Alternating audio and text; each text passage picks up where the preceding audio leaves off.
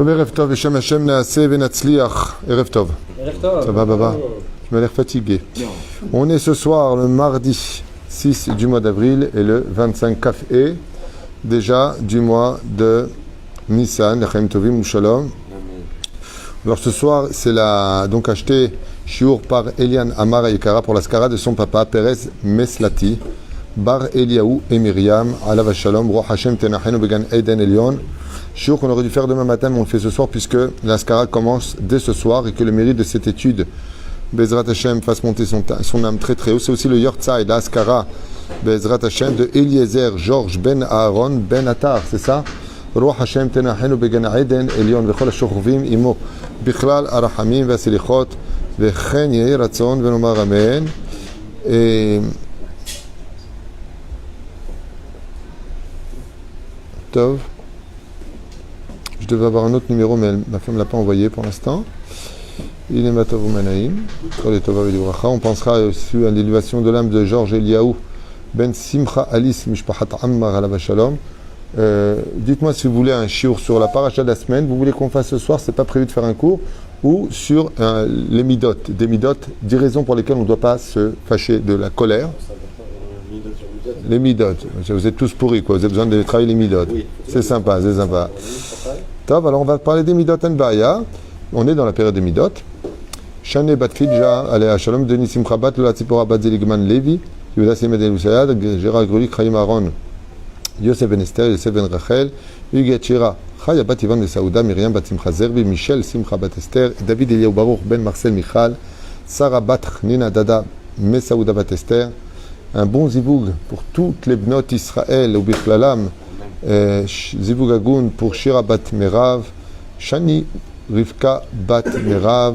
On pensera aussi Bezrat Hashem à Levana bat Chana, je crois, c'est ça. Bezrat Hashem, kol bnot Israël, pour Eden, pour ton autre fille, kol am Israël, Bezrat Hashem.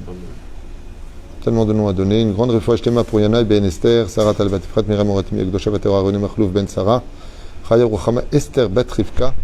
Julo Ben Yasmin Yadan, Robin Amos, Avraham, Chaim Ben Malka, le Kol Chole Israël, vous pouvez rajouter le nom, et bien entendu une grande réussite pour tous nos tormim, nos donateurs, une grande atzlacha aussi pour Mir Soufan, Patrick Smadja, Stéphane Fitoussi, la liste est trop longue, donc on va directement, on embrasse aussi Yaakov, Mordechai de Genève, Yaakov de Bilar, Ayakar, Bezrat Hashem, ton frère, qui est tout le temps en contact avec nous aussi, Jonathan, Yohanan, Ayakar. Bon, allez, on commence. Alors, vous voulez un cours sur les midot. Alors, on va parler aujourd'hui du kaas. Pourquoi on va parler du kaas? Parce qu'on est dans une période de kaas, on est dans une période difficile, car à cause de la touma dans le monde, c'est-à-dire du fait qu'il y ait beaucoup de choses impures qui se disent, pensent et se mettent en action, ça salit l'atmosphère. Quand l'atmosphère est salie, ça fait descendre, comme dit, non pas David Huitou, mais le Zohar HaKadosh, la colère de Dieu, automatiquement. Alors, ça fait un peu de presse, film...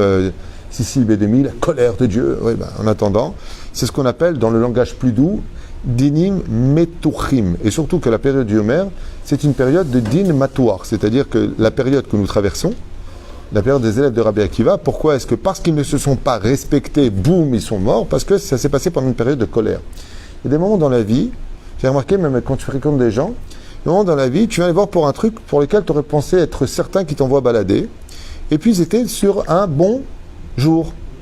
C'est un bon jour, et ils t'ont dit ok. Et puis tu viens pour des choses qui sont beaucoup moins importantes, mais tu viens à un mauvais jour pour lui. Il est dans un état de colère, le mec. Résultat des courses, tu vas te faire remballer avec des fois vulgarité.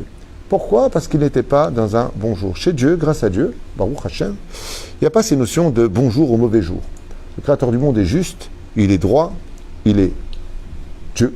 Je pense qu'il n'y a pas plus à dire que ça. Il est Elohim. Mais il est aussi chesed.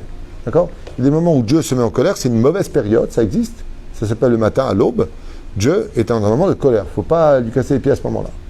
Il est assis sur le kisédine. Bon, c'est un langage d'enfant.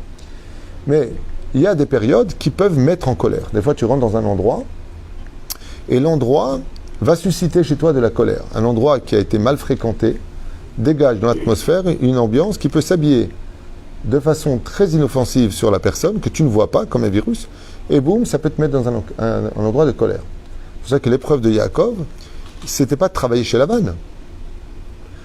Le Zohar HaKadosh nous dit que quand Yaakov est descendu à Haran, il est descendu dans un endroit de colère. Les gens étaient tellement menteurs, arnaqueurs, voleurs, et bien entendu, vous avez compris combien ils étaient impurs, puisqu'ils avaient l'habitude, juste que vous sachiez, comme ça, de faire semblant d'être toutes des vierges, comme ça c'est marqué d'Irachi à Kadosh, okay, de devant, mais de derrière, elles ne l'étaient pas. Pour te dire que c'était une immoralité qui se cachait derrière la moralité. Hein? On n'a pas l'habitude dans notre endroit, a dit Lavan, de marier la plus jeune avant l'aîné. Nous sommes des gens moraux dans cette ville, alors qu'il n'y a pas plus arnaqueur que lui. Comme il le dira d'ailleurs, Bah Seret Monim, tu m'as arnaqué des milliers de fois, dit Yaakov, des centaines de fois, dit Yaakov à Lavan, tu es un arnaqueur. On l'appelait Lavan Aramai. Okay? Il était arnaqueur. Et ce qui va provoquer chez Dieu une colère rapide, comme dit Rabbi Nachman de Breslev au nom du Zohar Kadosh, il y a des fautes dans ce monde quand on les fait, Dieu est longanime. Il y en a d'autres pour lesquelles il se met en colère, comme le vol, comme tout ce qui touche à la débauche sexuelle. Le Zohar nous dit, c'est quelque chose qui met Dieu en colère sur la personne. Le dit, il est matouar. Faut se calmer. C'est-à-dire, les grands à l'époque, Dieu repose leur âme, les grands gdolim, comme je parle de Baal Shem Tov, de Baba Saleh, je parle de Rabbi Lubavitch, tous ces grands, Rabbi Nachman. Tu vois, une personne, ils étaient capables de voir si le din était matouar, c'est-à-dire est-ce que la rigueur de Dieu était sur lui. En d'autres termes, est-ce que la colère de Dieu était sur lui. Et tous les jours, on doit prier pour éviter cela. C'est pour ça que dans le Kirat Shema, vous verrez que nos sages ont compilé, pris bien entendu de la Torah, fais attention, Vehara Afashem Elokecha. Fais attention que la colère de Dieu ne s'abatte pas sur toi. Parce que si Chaz Hashem Dieu se met en colère, il a tous les moyens. Kirega Beapo, Chaim Birtsono. Kirega Beapo. Un seul moment de colère, on dit tous les matins dans la prière, ta vie est entre ses mains. Il peut arrêter ton cœur quand il veut, te briser, te ruiner, et bien entendu de l'autre côté. Dieu peut te remonter, te rendre riche, te rendre la santé. Donc, il est impératif de comprendre que la colère existe et qu'elle existe bien. Le seul problème qu'on a, c'est que nous, on a un tafkid, comme celui de Yaakov. Je vous ai posé tout à l'heure la question, quelle était en réalité la plus grande épreuve de Yaakov de descendre à Haran, d'après vous? Bidjouk. Toute l'épreuve de Yaakov était de voir s'il avait vraiment de la Torah en lui. C'est bien beau d'aller étudier 14 ans chez Shem Ve'ever, c'est bien beau d'avoir étudié Ishtam Yeshev Ohalim, mais qu'est-ce que vaut ta Torah? Quand est-ce qu'on peut savoir ce que vaut un homme? Dans ses états de colère. Exactement. Qu'est-ce que c'est un Baal Emouna? On a vu par exemple dans la Gemara Ta'anit, Kaf Aleph Amud Aleph, que tout a été fait pour énerver Rabbi Nahum de Gamzo, et pas une fois il s'énerve, il dit ok, c'est cool. C'est cool, tout va bien, tout va bien, tout va bien, tout va bien. Tout est Gamzo, les Torah. Mais la colère est un langage. Le problème, c'est que c'est le langage du Yetzer Hara. Et pourquoi la colère est-elle si néfaste et si dramatique? Eh bien, c'est que premièrement, elle demande chez nous un total contrôle. Et c'est extrêmement dur. Par exemple, quand une personne a beaucoup de tension une journée, il dispute à droite, dispute à gauche, on lui parle mal, on lui prend sa place de parking, il arrive pour prendre l'ascenseur, il est crevé, il a mal à la jambe et il a marqué en panne. Vous imaginez qu'après une journée pareille, le mec, quand il monte chez lui, il ne faut pas le chauffer. C'est-à-dire que sa femme et ses enfants n'ont pas intérêt à lui tendre la perche. Pourquoi? Parce que le combustible est déjà lancé et ce qui va se passer, c'est les amalgames de la journée. C'est-à-dire qu'il va traduire dans un langage tous les amalgames pour lesquels la femme va peut-être commettre à ce moment-là une petite erreur. Quand je dis la femme, ça peut être l'homme aussi qui va commettre une petite erreur, la femme qui va exploser. C'est-à-dire encore plus dangereux une femme qui s'énerve qu'un homme qui s'énerve. Oui, parce que l'homme est comparé à l'eau, la femme est comparée au feu. C'est là? Esh, Isha, c'est le bien Esh. Quand un homme se met en colère, il est beaucoup plus restreint dans sa colère en réalité qu'une femme. La femme peut aller très très très loin dans ses mots, elle peut aller très très loin dans ses malédictions et elle peut aller très très loin dans ses décisions, plus qu'un homme. Parce que nous on est chokhma, on peut dire des choses très dures en disant tu sais quoi, on divorce, c'est pas de problème, puis après dire bon on fait n'importe quoi. La femme par contre, elle peut rester comme ça pendant 2 semaines, tu me touches pas, et la 3e semaine je réfléchis, et la 4e si tu n'es pas devenu curé, on se reparle. Ça veut dire, la femme c'est du feu, faire attention. C'est pour ça qu'une femme, pourquoi elle a besoin d'être complimentée, d'être mise en valeur? Pour toujours, entre autres, l'aider à garder cette incroyable situation qui l'anime, des changements hormonaux, de la responsabilité de la maison. C'est pas simple d'être une femme, on se rend pas compte du tout. Nous on rentre, salut, ça va chérie, tu vas bien, la table est mise, chérie, je t'ai fait des pâtes, mais les pâtes elles se sont pas faites toutes seules, même si c'est juste mettre de l'eau, un peu d'huile, un peu de sel et tu jettes des pâtes dedans. Mais ça prend du temps quand le gosse il t'appelle, que ta mère elle te parle de l'autre côté, que la rate qui se dilate, le menton qui est trop long, les problèmes de rein, les varices qui sortent. Waouh, c'est beaucoup beaucoup de tensions. Sauf que c'est les hommes qui font ça aujourd'hui. Écoute, t'es pas chez Mireille Dumas pour me raconter ta vie, mais... c'est la Tkoufa. C'est-à-dire, et à quoi ça mène qu'aujourd'hui les hommes remplacent les femmes, ça mène à des divorces. C'est-à-dire, c'est pas moi qui le dis, c'est les résultats. Appelez la Rabbanout. Vous voyez les résultats d'année en année, on est arrivé à 48% de divorces aujourd'hui, selon la Rabbanout. En tout cas, des résultats que moi, on m'a donné. Peut-être qu'ils sont erronés, mais c'est ce qu'on m'a donné, mais tout ce qu'on voit sur le Tchétar, on n'est pas loin. C'est-à-dire, à part les couples qui vivent encore ensemble et qui sont déjà divorcés. Ça veut dire qu'ils n'ont plus de rapport, ils n'ont plus de dialogue, ils n'ont plus rien. Et c'est dommage, parce que le mariage, c'est une harmonie, c'est une histoire d'amour, le mariage. C'est dommage. Mamage, c'est dommage. Mais... Alors, pourquoi est-ce que la colère est-elle si négative? Première raison, on va donner donc 10 raisons pour lesquelles l'Okeda est de se mettre en colère. La première, c'est que c'est un interdit. Nekuda. J'ai pas dit ça. Ça, c'est une autre raison. C'est interdit de se mettre en colère, Nekuda. C'est un péché de se mettre en colère. C'est pas moins grave de se mettre en colère que de fumer une cigarette pendant Shabbat. Que vous sachiez. C'est pas moins grave. C'est même plus grave, même. J'ai pas dit ça. Il y a une mahloquette. À savoir, Birchoutra. Il y a une mahloquette. Lo tevarou aish bechol mojvotechem. Tu n'allumeras pas le feu dans toutes tes demeures. Rachi, qu'est-ce qu'il dit? La colère. De là, tu vois qu'il n'est pas moins dangereux, pas moins grave de se mettre en colère le Shabbat que de fumer une cigarette. Lo tevarou aish bechol mojvotechem. C'est une comparaison d'Oraïta, de la Torah. Rachi, il te dit, tu sais de quoi on parle? Un homme qui se met en colère. Ouais. Ah, il va se mettre... Mais Shomer Shabbat, il est Shomer Shabbat. Alors c'est ce que je vous expliquais pour Yaakov. Toutes les preuves de Yaakov, c'est est-ce qu'il allait se mettre en colère ou pas.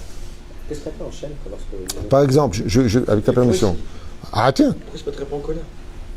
Parce qu'on va expliquer pourquoi. C'est une très bonne question, mais si tu te tais, tu auras peut-être plus de questions. Non, mais... Dans la Gemara, dans Masechet Shabbat 31 ou d'Aleph, on nous parle d'Hillel Azaken qui va être mis à l'épreuve. On va voir si Hillel Azaken est vraiment le grand d'Israël. Et voilà que deux Gugus vont faire un pari, 400 pièces d'argent, ils vont le mettre en colère, ils rentrent au mikvé. Pourquoi est-ce qu'ils ont la tête comme ça? Pourquoi ils ont des pieds larges? Pourquoi ils ont les yeux brisés? Et lui dit, pose tes questions, il ne se met pas en colère. Il lui dit, mais quoi, tu te mettras donc jamais en colère? Il lui dit, Haz Shomove perd tout son argent que de mettre une seule fois, il est en colère. Tu poses une question, d'abord qu'il faut comprendre. Ce qui fait un grand en Torah, c'est son contrôle de sa personne. Le fait de contrôler sa personne et de ne pas venir avec des amalgames. Alors, tu as posé une question qui est très importante, quelque part. C'est pourquoi on ne se mettrait pas en colère. C'est vrai que ça fait du bien. Moi, une fois, j'ai dit à ma sœur, que Dieu la bénisse, au lieu de dire tout le temps MERDE quand tu t'énerves, dis carotte. Et un jour, ma femme me dit, oh, carotte. Et moi, ah non, ça ne le fait pas du tout. MERDE. Ah, ça me fait du bien. Alors, la colère, ce qu'il y a, c'est qu'elle te donne un salaire sur place de roga. Une fois que tu es mis en colère, tu as tes hormones comme ça qui descendent. Tu es bien. Le problème qu'il y a, c'est que pourquoi on se met en colère? Parce qu'on va parler d'un sujet qui va nous énerver. Quand tu te mets en colère, tu vas parler de tous les sujets sauf pour lesquels tu t'es mis en colère. Donc, il n'y a aucun avantage.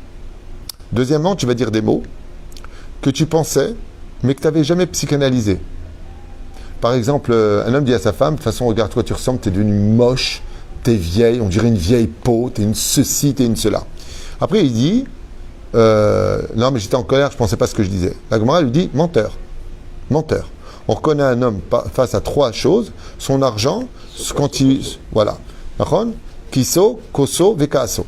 C'est-à-dire quand il se met en colère, quand il boit, et quand il s'agit d'argent, là tu vois vraiment qui est le personnage. Quand il s'agit d'oseille, c'est bien beau de jouer les bons samaritains, mais quand il y a d'argent en cause, d'un coup là tu vois que le mec il change de visage. Mais je comprends pas, on était comme des frères avant. Ouais, avant, mais avant il n'y avait pas d'oseille. Maintenant qu'il y a de l'oseille, on n'est plus comme des frères. C'est ça, c'est-à-dire qu'on va sortir des choses de leur contexte, alors qu'on aurait pu régler le problème sur un truc. Je donne un exemple très courant dans les couples. T'as bien fait de rentrer ton fils là, tu sais ton fils. Pourquoi tu t'énerves? Deuxièmement, pourquoi c'est que mon fils ce soir? C'est notre fils. Troisièmement, ça veut dire quoi? Tu vas le voir? De toute façon, tu t'es jamais occupé de lui. Depuis que je me suis marié avec toi, combien de fois tu as étudié avec lui de voir? Mais quel rapport?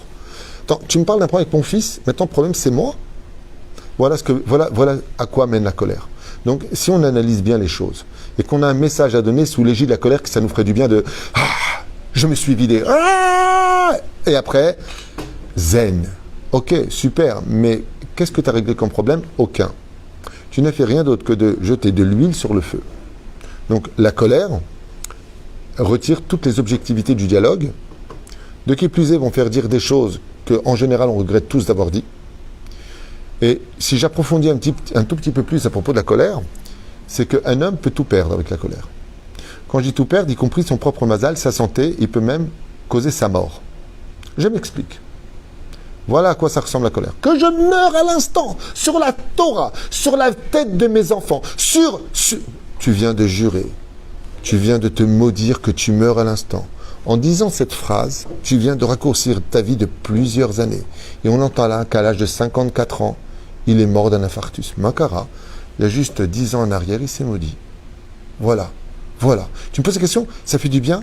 Tu viens de maudire. Tu rentres dans la chambre, ton fils il dort. Il est 10 heures, il a regardé des films jusqu'à 3 heures du matin. Et là, tu rentres en colère. Et tu viens pour le réveil. Je vous raconte une histoire qui s'est passée il y a 20 ans ou 25 ans. C'est au début des portables, les nouveaux portables. Ouais.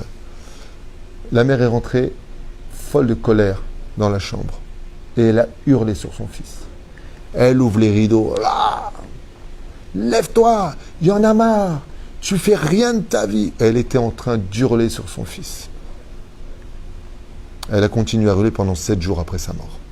Son fils était mort. C'est vrai que la vie ne s'est pas levée, mais il n'était pas bien. Il a eu un caillou de sang pendant la nuit et il est mort.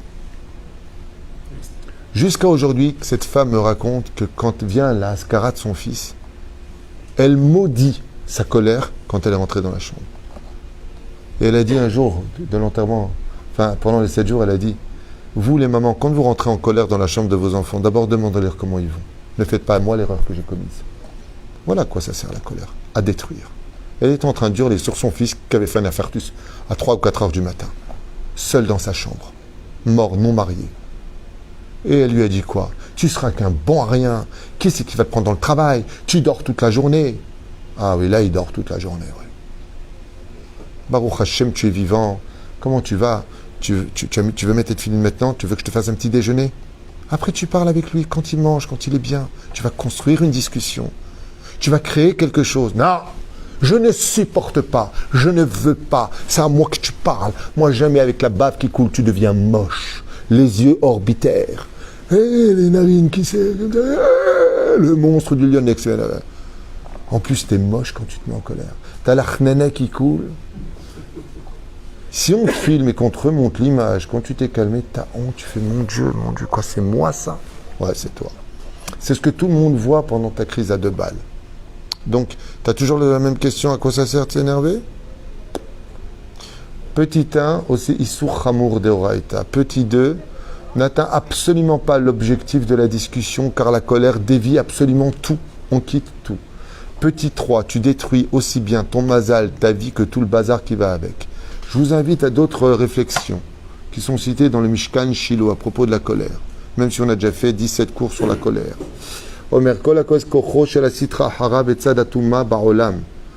Toutes les portes du mal et tous les démons ont le droit de posséder son corps à ce moment-là. Il peut être possédé par des esprits qui rôdent et donc ne plus être lui-même. Comme on dit justement dans le proverbe français, quand quelqu'un se met en colère et qu'il se calme et qu'il réalise, quelle est la phrase qu'il sort? J'étais hors de moi. Alors la question c'est que si tu es sorti de toi, qui parlait à ce moment-là? C'est ce qu'il dit le Zohar. Tu es possédé par des démons. Et tu dis ça à une personne qui est colérique. Qu'est-ce qu'il va te dire? Eh bien, c'est pas grave, tu sais quoi? Eh bien, qu'ils me possèdent, qu'ils prennent ma vie. De toute façon, je vais mourir, je vais me suicider. Arrête de parler, va le faire et laisse-nous tranquille. Enfin, ne le faites pas. Mais non, mais sincèrement. C'est comme une femme, elle a dit à son mari, arrête ou je saute, j'en peux plus. Elle se met à crier comme ça. Il dit, mais chérie, on habite au rez-de-chaussée. Ben justement, je saute. Teuf. Pour ceux qui comprennent, il n'y avait pas d'étage. Tov, ubesha shadam mitmale bekaz berogez areu nefach liot mishkan latuma. Tout comme Dieu a dit, ve'asuli mishkan ve'shachanti betocham. Faites-moi un lieu sur lequel je puis résider. La Shechina, elle dit, faites-moi un lieu dans lequel je puis résider. Dès que l'homme se met en colère, il s'en va. C'est le Satan lui-même avec toutes ses hordes de force du mal. Toutes les toumotes s'installent en lui.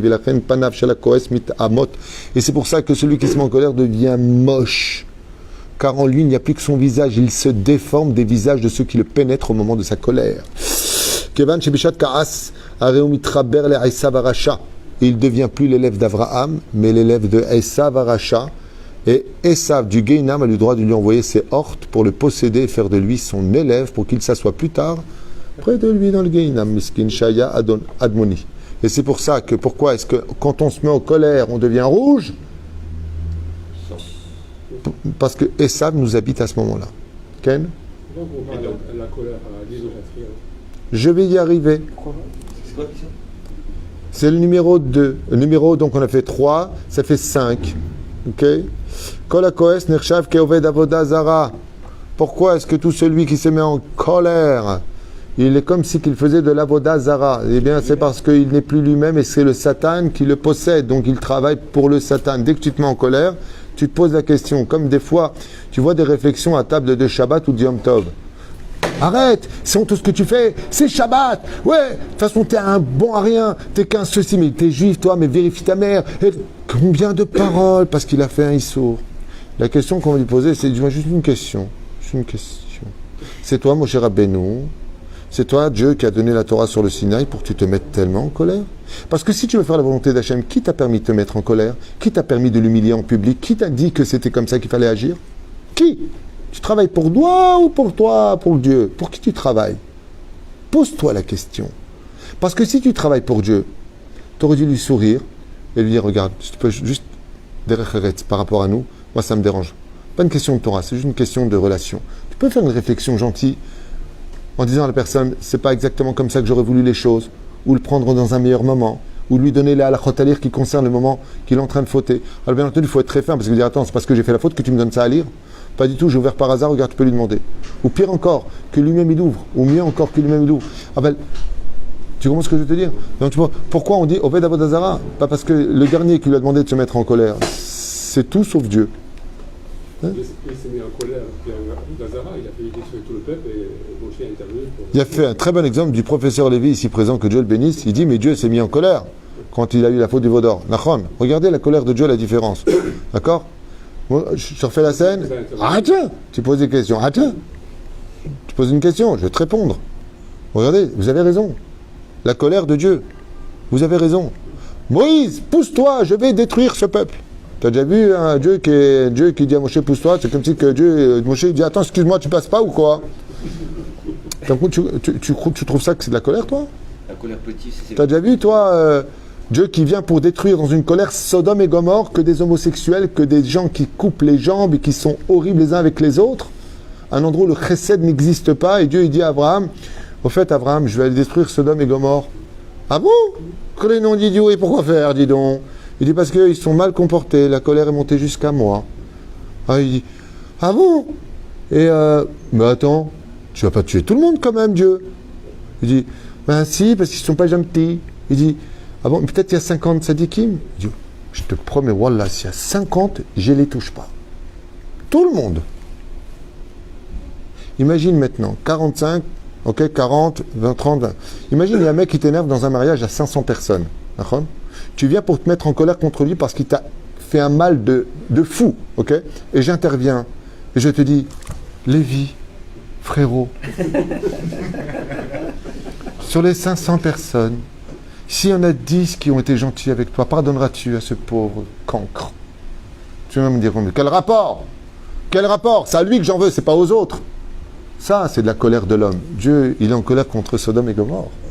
Il lui dit, mais peut-être 50 sadikim. Bon, peut-être qu'il y en a 10 à la fin. Et qu'est-ce qu'il répond Hachem? Écoute, c'est vrai qu'ils m'ont tous mis en colère. Mais si on a 10, Ba'avora Sarah, pour les 10, je pardonne. C'est de la colère. Allez, vaille qu'on soit en colère comme Dieu est en colère. Allez, vaille. Allez, vaille. Le jour où on dira, à nos enfants, je compte jusqu'à 3, tu ne vas pas dans ta chambre.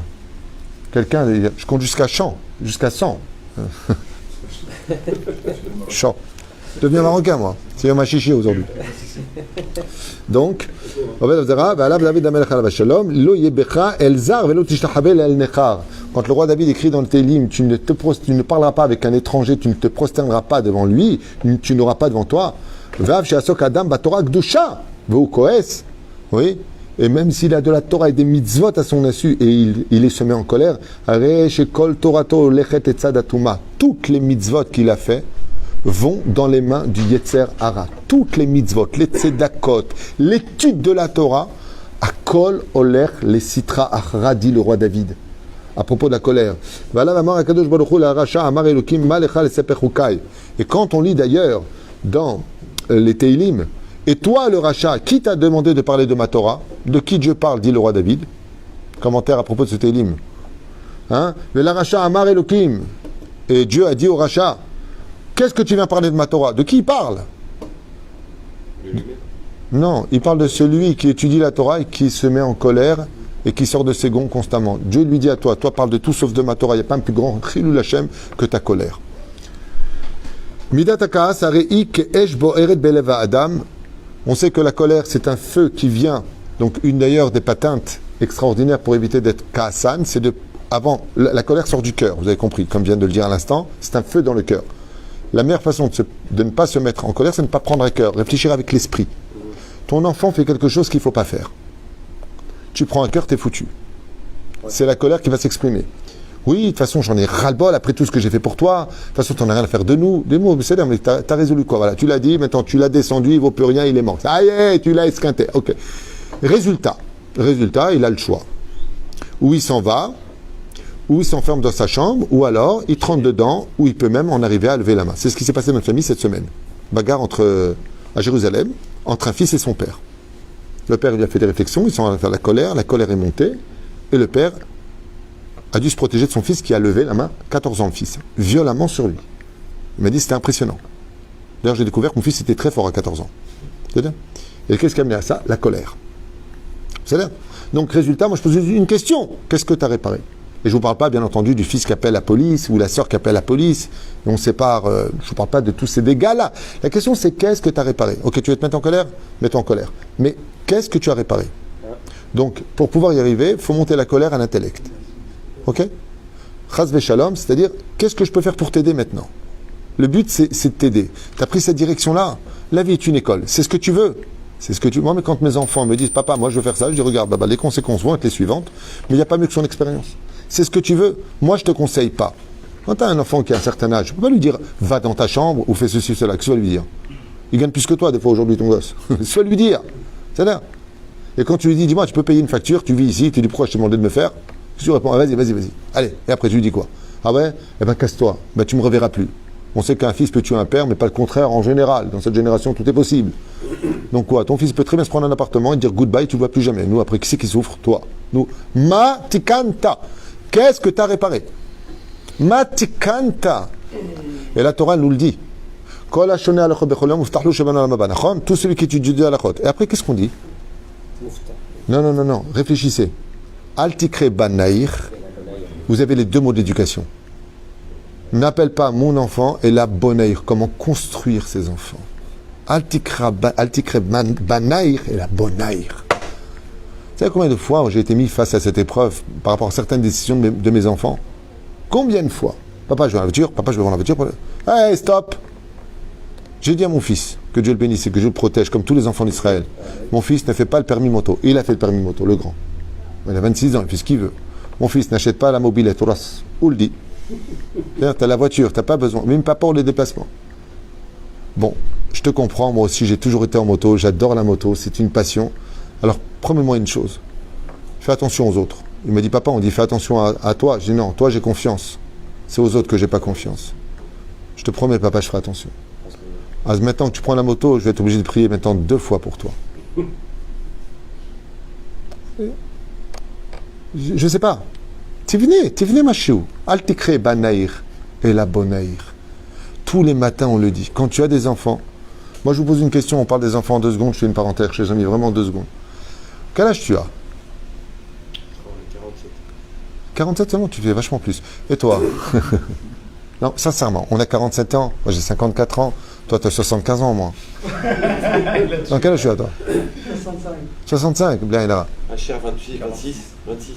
Franchement, si on est honnête, sincèrement, je suis magicien, je peux vous rendre vos 20 ans. Ok? Et je vous libère dehors. Vous allez être les mêmes que vous êtes maintenant. Vous êtes tous des gens mariés, ridés, avec vos enfants à la maison. Vous n'êtes plus le principe fondamental de vos vies, mais n'oubliez pas un détail. Psychologiquement, tant qu'un homme et une femme ne sont pas mariés, celui qui est au centre de sa vie, c'est lui-même. Quand il a des enfants, il passe sur les rebords et les enfants deviennent le principal de leur vie. Donc maintenant, vous avez 20 ans, vous êtes vos enfants. Dans cette génération de 2021, où ils n'arrivent même pas à s'entendre à la Knesset. Ça fait 4 élections, on va vers la 5e élection, ok? Avec des filles faciles, de l'argent facile, tout le monde a son permis à 16-17 ans. Je sais pas, tout est tellement à portée de main. Sur ton portable, tu peux voir Techfix, il y a le fixe, je sais pas quoi, un truc spécial film, les meilleurs films sans interruption d'image. Et tu te vois des derniers James Bond, des gonzesses de folie. T'as 20 ans. Chérie, tu viens à la synagogue? Ouais, j'arrive. J'arrive, papa. Non, c'est vrai, je sais que c'est vrai, mais bon. Amen. J'ai un contrat ce soir, j'espère que je vais signer. Hein. T'as pas signé le contrat? Ya Shaharit. Ouais, bah, je vais dormir, je suis fatigué. C'est facile d'être à notre place. Mets-toi à sa place à lui. Et 20 ans, dans cette génération, je veux voir toi comment tu vas te comporter. Moi, je peux vous dire un truc. Je suis honnête. J'aurai 20 ans aujourd'hui, je gagne ma vie, je me prends un studio. Franchement, hein. Tu prends un petit avraire, tu lui donnes, allez, petite cotisation de 500 shekels par mois. Attention, hein. Shabbat à ma façon. Mes petites cigarettes. Ma petite voiture sympathique. 3000 shekels, 2000 shekels par mois. Quand tu prends un petit 8-9 000 shekels par mois, tu t'en sors. T'as pas de responsabilité. Moto. Tel Aviv, t'arrives en boîte de nuit. Ma Corée, ma Itzik, ma Itzak, ma tap. Les filles, elles dansent autour de toi. T'as même pas le temps de boire un verre. T'en as une qui te dit, tu m'en offres un. Et on n'a pas leur âge. On a oublié, nous, ce qu'on était à la Scala, au Gibus et ailleurs. On a oublié d'où on vient. Alors c'est bien beau de dire aux autres maintenant qu'on a vécu nos expériences, comment ils doivent être. Mais leur période, c'est pas comme aujourd'hui. Moi j'ai dit à mon fils, tu sais, avant il y avait des Walkman. Il m'a dit, c'est quoi papa? Rappelez, les Walkman. Tu te rappelles, on marchait avec la cassette, tu retournes, tu montres ça à un enfant et il te dit, mais c'était pour les handicapés ou quoi? C'est quoi ce truc? Je me rappelle mon fils Yehuda, pour la première fois qu'il a vu un disque 33 tours, la réflexion qu'il a eue, c'est de dire, c'est quoi? Alors il dit, c'est un disque. Mais il y a quoi dedans? Il dit des chansons. Il a dit, quoi? Là, il y a des chansons. Il y a 1 million de chansons au moins là-dedans. Pour que ce soit aussi large. Et j'ai dit, non, tu sais, ça avait un bras, comme ça, avec le diamant, tu posais, puis ça tournait comme ça. Voilà, comme ça, il m'a dit, bon, ben, moi j'ai une clé USB, il y a 1000 chansons dessus, si tu veux. Non, mais on rigole, mais on... Ah. C'est comme moi, je me rappelle quand j'étais jeune, il y avait un feuilleton, ça s'appelait Cosmos 1999. Qu'est-ce que... C'est le truc de l'avenir. J'étais petit. Je me dis, oh, en 1999. Tu remets ce feuilleton aujourd'hui à un gosse, il te dit, t'as pas un truc japonais, manga ou je sais pas quoi, là. On n'est plus à l'époque de Candy, ni de Albator, ni de Goldorak. On n'est plus... Non, Ulysse, c'était naze. Tov. מידת הכעס הרי כראש בוערת בלב, שכן מצאנו אצל אחשוורוש הרשע שנאמר בו, ויקצוף המלך מאוד בחמתו בערו בו. Pourquoi est-ce que Achashverosh a tué sa femme? Vashti, Mahshema V'zichra, il a bien fait, parce que la colère est venue de son cœur. Quand les pensées viennent du cœur, alors automatiquement, ça tue l'autre. V'alken lo tevarau esh bechol mejotechem, tu vois ce que je vous ai dit. Akavana'i shal yavo adam lichos beyom Shabbat. Et surtout, quand est-ce qu'on est sûr qu'on va se mettre en colère? Dès qu'il y a des événements. Heureux, pas que le Shabbat. Il faut simplement dire une chose. Shabbat est le symbole du jour du mariage. C'est pour ça qu'on dit boikala. Mais dès qu'il y a des événements comme mariage, bar mitzvah, brit mila, en général pas trop brit mila, mais ça peut arriver. Mais dès qu'il y a des événements comme Shabbat, Yom Tov et ainsi de suite, le Yetzer Hara fera tout pour vous pourrir votre fête. Et surtout les mariages. Pourquoi? Pour que vous soyez toujours en colère. Alors bien entendu, vous allez me dire, attendez, je vous raconte ce qui s'est passé avec la belle famille. Vous savez ce qu'ils m'ont dit? Vous savez ce qui s'est passé? Vous savez ce qu'a dit mon khatan? Vous savez ce qu'a dit ma kala? Vous savez?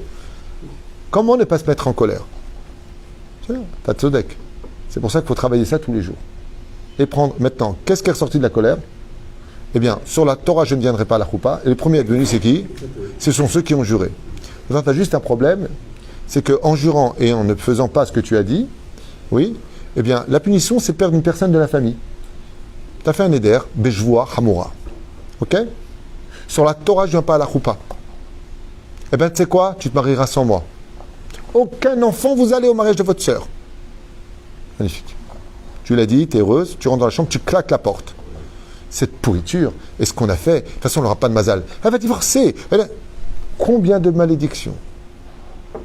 Tu viens de lui souhaiter qu'elle divorce, Bassof, le lendemain, surlendemain, une semaine, un mois, on arrive près là. Nigmar.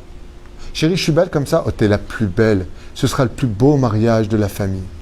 Non. Non. Sachez que non. Comme ça, vous le saurez, non. C'est pas le plus beau mariage. Toutes les paroles que tu as dites vont retomber. Ah oui, non, c'est bien gentil de jouer ça. Oui, oui, attends, oui. C'est la réalité. Ouais. Sinon, qu'est-ce qui va se passer? Je vais vous dire ce qui va se passer. Comme l'a dit Yosef, chas v'shalom, chas v'chalila v'chas, de se mettre en colère. Et puis, ça va, j'étais énervé, oh, on est humain. Poète, poète, je pète. On est humain. Alors, Dieu te dit, très bien. C'est donnant-donnant. Quand tu vas venir prier, et que tu vas me supplier pour la guérison d'un tel, pour la parnassa, pour ce que tu veux, je ne pourrai pas accepter tes paroles. Parce que si j'accepte ta prière, il faut que j'accepte donc toutes tes paroles qui ont de la valeur. Donc, tu réveilles les mots que tu as dit avant. Et les gens, ils viennent se plaindre. En plus, c'est le chutzpanim, les gens. Ouais, Rav Tutu, j'ai prié. Bouche déformée comme ça. Dieu ne m'écoute pas, ça ne sert à rien de prier. Si Dieu ne t'écoute pas, Baba, c'est parce que peut-être 20 ans en arrière, tu as maudit ton frère, ta soeur, ta femme, tes parents, je ne sais pas qui. Et que si Dieu accepte ta prière, s'il ouvre la porte, comme on dit, c'est l'histoire de la brebis qui veut rentrer parce qu'il y a les loups derrière, et le mec il lui dit, mais si j'ouvre, les loups ils rentrent avec. Donc Ribono Shel Olam, qu'est-ce qu'il fait, maître du monde? Il pense comme toi, il dit, bon, il était en colère, le pauvre. Mais il dit, d'accord, mais la parole, elle est créatrice. Et là, il dit, oui, mais comme il dit, la parole, ça n'a pas de valeur pour lui. Alors, quand vient la prière, les anges accusateurs, ils disent, la parole, ça n'a pas de valeur pour lui, tu ne peux pas écouter. Donc, il faut faire tchouva. Ce que vous entendez ce soir, je vous affirme que vous entendez des paroles de vérité absolue. Et vous savez pourquoi c'est absolu? Parce que ça vous dérange. La vérité dérange. Azma osim, shotkim, osim teshuva. C'est là. Pas chaud. Ah, comment on répare les anciennes paroles? Oui, qu'on a dit, qu'on rejette. On fait des teilim et on bénit tout le monde. Et tout ce qu'on a dit, on les bénit de tout notre cœur. Fais la verse.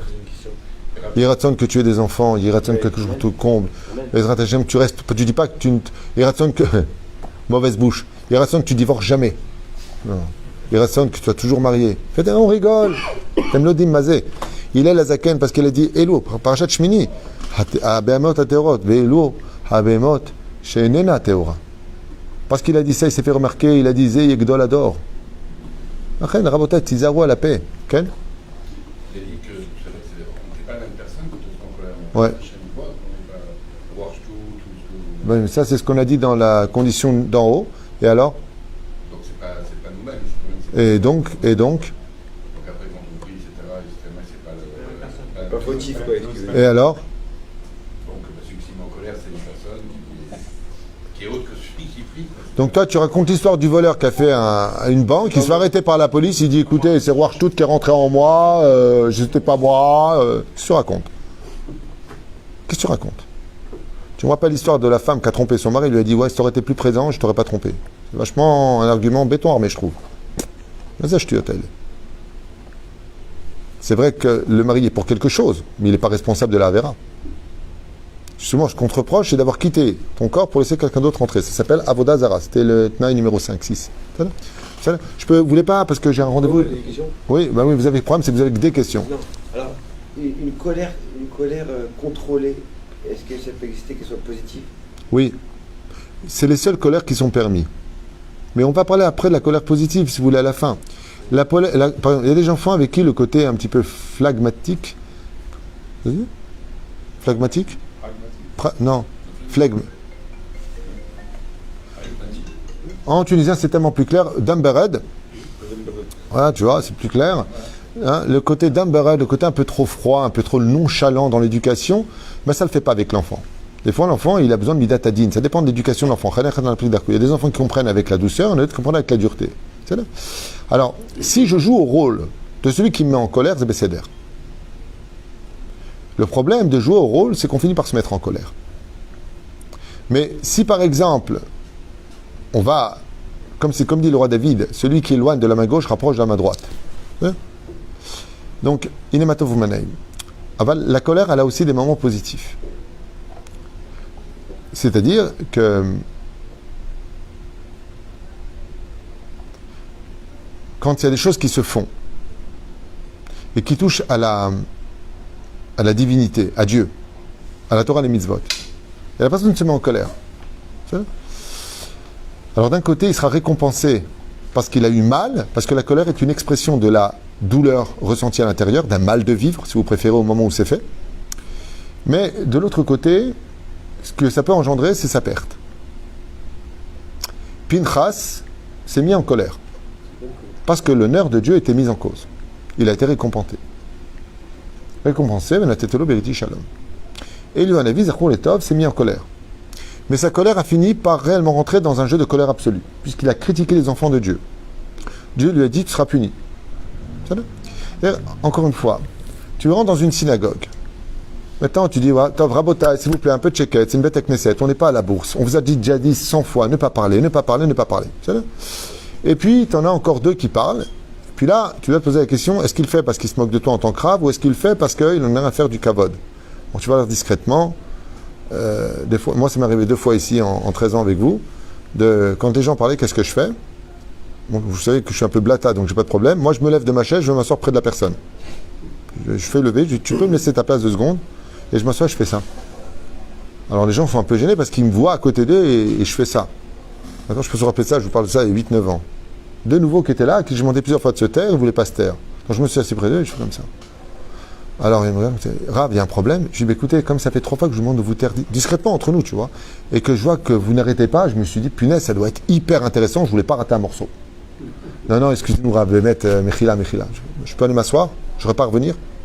Non, c'est bon. Alors j'ai fait semblant de me mettre en colère. Pourquoi? Parce que j'ai eu peur de me mettre en colère. Parce que je ne supporte pas la chutzpah. Quand tu arrives à des trucs de cinéma à 2 balles où tu as payé ta race pour rentrer, et toi et tes copains, et que tu en as un seul qui fait « Oh !» parce qu'il baille ou je sais pas ce qu'il fait, ou n'importe quoi, tu as toute la salle qui fait « Chut !» et il se tait. « Oh, ça va, hein ?» Et après on n'entend plus. Alors pour un film, tu sais te taire, et pour la Torah, tu sais pas te taire. C'est là où il y a de la chutzpah. C'est là où c'est pas joli. Mais c'est des nouveaux, je connais pas, donc pédagogie, psychologie. Mais si je connais la personne, on fait Shabbat à la maison, on est ensemble, on se connaît, je vais lui dire. Pourquoi? Ça dépend de la proximité. Mais il y a des gens qui peuvent se mettre vraiment en colère.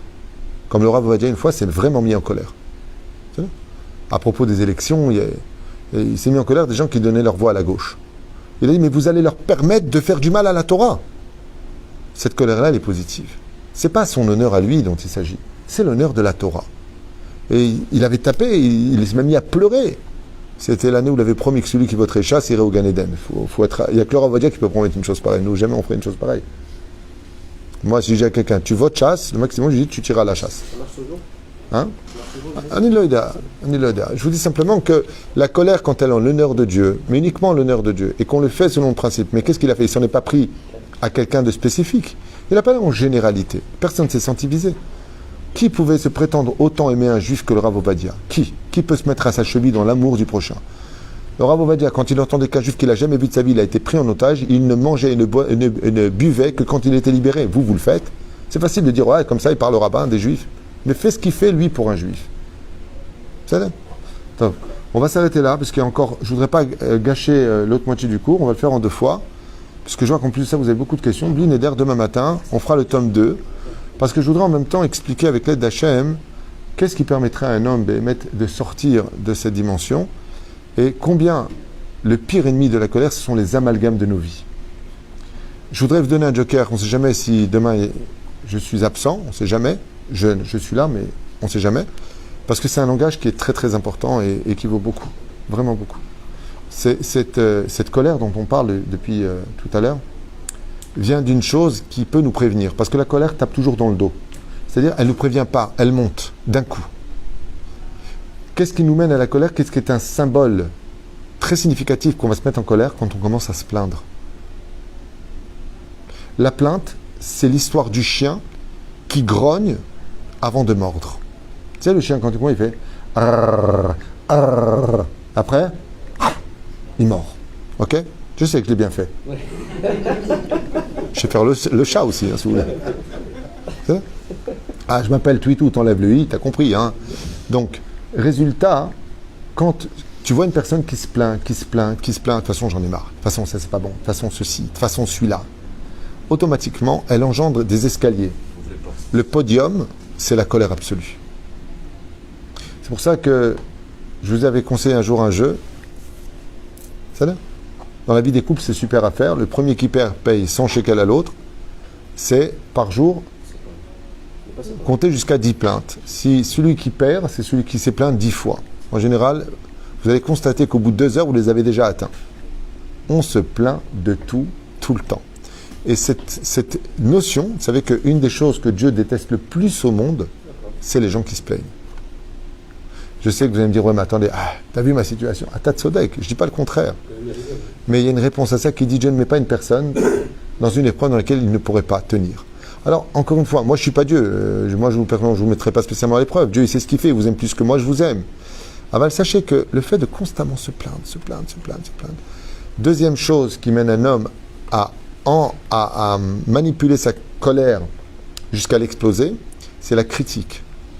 Les gens qui passent leur temps à critiquer, de toute façon, lui, tu vois pas pour qui se prend, mais elle, mais attends, mais qu'est-ce qu'elle a réussi dans sa vie ? Alors lui, et celui-là, et c'est du Motzi Shemra, le Lashon Hara. Toutes ces dimensions de la plainte mènent automatiquement à la colère. La réflexion chez l'autre, de faire constamment des réflexions. Donc là, on ne se plaint pas. Mais non, c'est pas comme ça qu'on fait.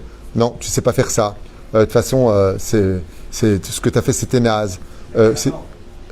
La Gahava, c'est le jumeau de la colère. Ils vont très bien ensemble. Parce que qu'est-ce que de la colère ? C'est la Gahava. Qui te permet de te mettre en colère ? Pour qui tu te prends pour te mettre en colère ? Hein ? Ça me rappelle l'histoire de l'ouvrier qui est parti voir son patron et s'est mis en colère contre lui sur la façon de travailler.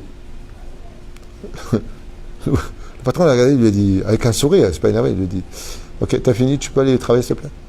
Très calmement. Qui te permet de te mettre en colère ? Il y a un patron. Et donc, si Dieu est le patron, pour qui on se prend ? Pour que nous, les ouvriers, on se mette en colère. T'es ouvrier, dans une usine, il y a un truc qui ne va pas, qu'est-ce que tu dis ? Je vais voir le patron. Tu ne veux pas te mettre toi-même en colère. C'est vrai ? Donc, s'il y a un truc qui ne te plaît pas, va voir le patron. Ce que je vous dis, ça paraît simple comme mot, tellement évident et tellement bête, mais c'est le secret de toute l'histoire. Bezrat Hashem. Encore une chose que je vous dirais, pour que demain on continue là où on s'est arrêté, très importante à retenir, à propos de la colère. Si ça vous intéresse, mais c'est encore à vous de voir. Il sait que ça nous intéresse. Non, mais... Il l'a envoyé.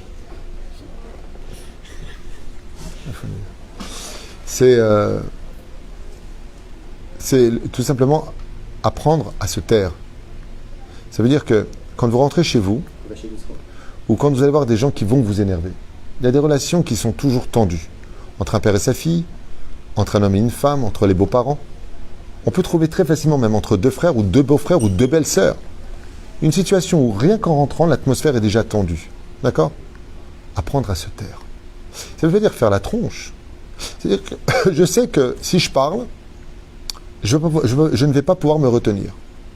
C'est pour ça que je vous invite grandement, pour tous ceux qui sont intéressés par mes shiurim en tout cas, et qui croient en mon enseignement, eh bien, je vous invite grandement à posséder une mida, qui est un extraordinaire remède à toute la colère.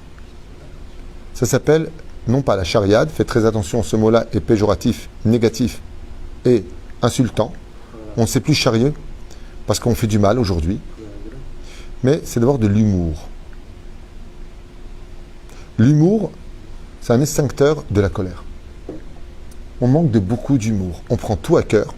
On retient tout ce qui a été dit de négatif. On oublie souvent les paroles positives qui ont été dites avant.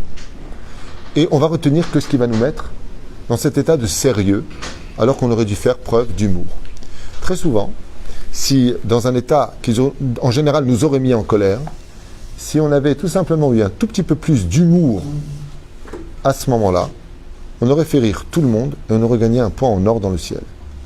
L'humour, sachez, est un antidote extrêmement puissant contre la colère. Parce que la colère, c'est le défi du sérieux dans lequel le monde se trouve. Manitou, que Dieu repose son âme, avait dit d'ailleurs qu'un religieux peut servir Dieu tant qu'il ne se prend pas au sérieux. Cette phrase-là, je n'avais pas compris au début de son enseignement. J'ai mis 2 ans et demi avant de la comprendre. Depuis, je m'en sers partout. Combien il a raison. Combien cette phrase, elle est forte. C'est-à-dire que Manitou expliquait, si vous préférez, que seul celui qui a compris qu'il n'était rien peut se prendre au sérieux. Mais celui qui prend pour et moi, pas dans le cours d'hier où j'expliquais qu'on doit croire en nous, on doit évoluer dans la vie. Mais celui qui se prend au sérieux, tu sais, qu'on dirait qu'il n'est pas parti aux toilettes depuis 3 semaines. Toujours à juger tout le monde. Eh bien, celui-là, on appelle ça un constipé, mais en un mot. Eh bien, qu'est-ce qu'il y a ? Eh bien, celui-là, si vous prêtez dans un langage d'enfant, je vais le traduire plus simplement parce que je ne veux pas vous endormir, mais seul celui qui a compris dans ce monde qu'il devait avoir de l'humour peut se prendre au sérieux. Mais celui qui se prend au sérieux, il ferait mieux d'avoir un peu plus d'humour. Voilà. C'est un enseignement de Manitou qui vaut, pour moi, l'ensemble de toute la Torah. C'est un enseignement extrêmement fort. Un peu plus d'humour, un peu plus... Qu'est-ce que c'est un pervers narcissique ? C'est celui qui se moque constamment de l'autre, à se rire de l'intérieur et à montrer une facette d'un sérieux absolu de critique et de remise en question. De l'autre, toujours de l'autre, bien entendu. Mais on manque d'humour. On manque d'humour. Et si on avait plus d'humour, je vous affirme, même que ce soit dans le travail, avec... Tu le vois, moi je voudrais vous raconter l'histoire, pour finir et vous dire bonsoir. Pas du tout, je suis hyper à la bourre, je suis un fou. J'ai rendez-vous 8h30, il est 8h35. Mais c'est comme ça, dès que je parle de Torah, je m'oublie. Alors je voudrais juste finir avec quelque chose. J'ai un beau-frère, Béhémet, qui s'appelait Georges Amar, Eliaou, mon beau-frère. Je ne l'ai jamais vu se mettre en colère de toute ma vie. J'ai travaillé avec lui 4 ans. On a fait des vacances ensemble. J'ai vu des gens lui prendre sa place de parking, tout le temps, avec le sourire. Il est parti, il devait faire des examens à Paris avant de partir de ce monde. C'est pas des juifs, ils l'ont vu qu'une seule fois. Quand ils ont appelé ma sœur pour prendre rendez-vous, est-ce que le rendez-vous est confirmé? Elle dit, mais mon mari est parti de ce monde. Elle a pleuré au téléphone. Bon, ben, toutes nos condoléances, qu'il repose en paix, je sais pas. Elle a pleuré. Elle dit, mais pourquoi il était tellement gentil, tellement souriant? Mais on n'aurait pas dû lui repousser le rendez-vous. Mais rien n'était grave. D'accord. D'avoir de l'humour. D'avoir de l'humour. Ce qui permet, moi je me dis des fois, Dieu, comment il tient ce monde de fou? Comment il fait? Il a beaucoup d'humour. Quand tu vois l'idiotie humaine dehors, mais tu dis, mais Dieu, il a dû se marrer quand il a créé le monde. Moi j'aimerais voir dans les yeux de Dieu pour voir le monde. Quand on me raconte des trucs, de ce qui se passe dans la vie des couples, par exemple. Mais Dieu, il sait tout ça, mais il doit être mort. Mais qu'est-ce que c'est JR, Dallas et machin à côté de ce qu'il y a dans les maisons familiales? Un truc de fou. Plus d'humour égale moins de colère. Plus d'humour égale plus de guérison. Plus d'humour égale... J'ai pas dit de rigoler, j'ai pas dit de se moquer, je parle d'humour. Il y a une personne qui est extraordinaire dans ce domaine, c'était mon beau-frère. Il avait toujours de l'humour. Tu lui prends sa place, machin, il dit... T'as vu, je l'ai chauffé. Une façon de te dire, c'était ma place, tu viens de me la prendre, mais tu peux rester assis. Je te l'ai chauffé. C'est de l'humour qui lance des messages, ni qui touche, ni qui vexe. Au contraire, ah, tu veux t'asseoir? Non, au contraire, je viens de te dire que je te l'ai chauffé, je suis content pour toi. Mais le message est passé dans tous les sens du terme. Pour ça, il faut s'appeler... Mais tu gardes pas ça en toi. Exactement, ça faut s'appeler... Mais tout le monde l'aimait, tout le monde. Pourquoi? Parce qu'il avait de l'humour. Il avait de l'humour. Je me rappelle, il se prenait toujours la tête avec ma sœur. Bon, Jo, on y va. Mon beau-frère se lève, ma sœur reste assise. Bon, alors, qu'est-ce qu'il fait, mon beau-frère? Il voit ma sœur qui reste assise, il s'assoit. Ma sœur se lève. Alors, Jo, tu m'as dit on y va. Ben, je sais pas, je t'ai vu assis, je me suis rassis. Mais... Alors, il dit ça à une autre personne de ma famille que je connais. Il leur dit, tu commences à me... Alors...